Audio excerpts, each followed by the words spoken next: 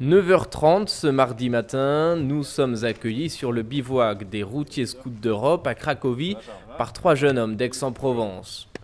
Après avoir veillé toute la nuit, Édouard de Villermin nous fait visiter son campement. Ici, ils sont plusieurs centaines de jeunes adultes venus de toute l'Europe. Et s'ils participent aujourd'hui au JMJ en uniforme, c'est pour donner un cadre spirituel et pédagogique à leur pèlerinage.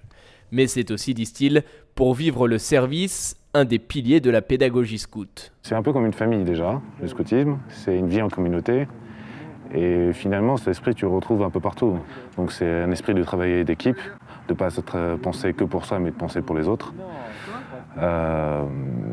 Et voilà, d'être toujours dévoué, toujours prêt à rendre service. Voilà, la devise du scoutisme, c'est scout toujours prêt. Le scoutisme, c'est réellement une école de vie. On apprend réellement à forger des hommes, à faire des choix, à s'engager dans la société, dans la vie civile, la confiance, la solidarité, l'entraide. Ça permet d'être soi-même, de devenir un homme solide, qui sait prendre ses responsabilités, qui sait se mettre au service des autres et qui surtout apprend à ne pas se mettre au-dessus des autres.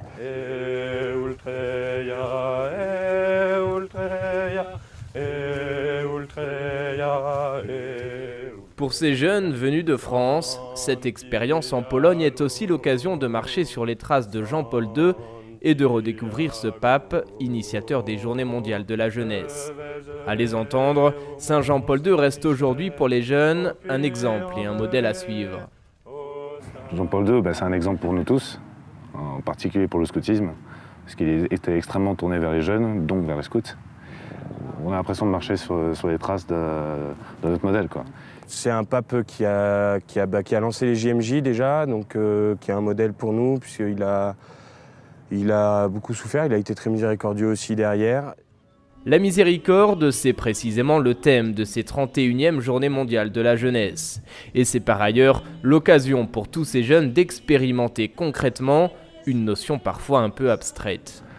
La miséricorde, donc c'est le pardon. Ça doit nous permettre de faire un recul sur nous-mêmes, sur des choses qui sont pour nous peut-être difficiles à pardonner, de les pardonner quels qu'ils soient. Dans le contexte actuel qui est très tendu, c'est justement mettre en avant ce côté miséricordieux envers ceux qui nous font du mal. C'est peut-être ce qui est le plus compliqué, d'avoir cette vision, même si on a des frères chrétiens qui souffrent en Orient, même maintenant en Occident on en souffre, savoir ne pas avoir de haine contre eux. Et ça, moi je vois ça, le côté miséricordieux là-dessus. Venus d'une quinzaine de pays différents, par leur service commun, les scouts apprennent ainsi à s'enrichir mutuellement. On découvre plein de monde, plein de gens, plein de caractères différents. Les amis, on pense les connaître, mais à force, on découvre de nouveaux caractères, de nouvelles façons d'être. D'un point de vue spirituel, on a un réel apport parce que chacun a une sensibilité différente. Chacun s'enrichit de l'autre, de la richesse et la différence de l'autre. Et ça, c'est très beau. Santiago, Santiago.